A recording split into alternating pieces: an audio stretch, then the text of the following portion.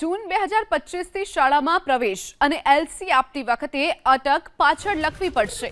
આધાર, અપાર અને એલસીમાં નામ સરખા જોઈએ।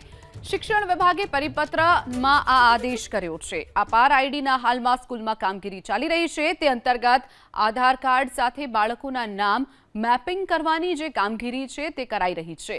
ત્યારે હવે નવા શૈક્ષણિક સત્રથી જે બાળકોને સ્કૂલમાં લિવિંગ સર્ટિફિકેટ આપવામાં આવે છે તેમજ સ્કૂલમાં પ્રવેશ મેળવતા બાળકોના જનરલ રજિસ્ટરમાં નામ નોંધણી કરવામાં આવે છે। તેમાં બાળકનું આખું નામ લખવામાં નામ અંતે અને અટકનો અંતે ઉલ્લેખ કરવામાં પરિપત્રમાં આદેશ કરવામાં આવ્યો છે।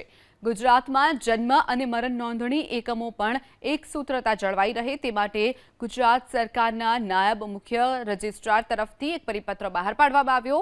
આ પરિપત્રમાં જન્મ અને મરણ પ્રમાણપત્રોમાં સૌપ્રથમ નામ આવે છે અને ત્યારબાદ મિડલ નેમ એટલે કે માતા પિતાનું અથવા પતિનું નામ આવે છે અને છેલ્લે અટક લખવાની સૂચના અપાઈ છે।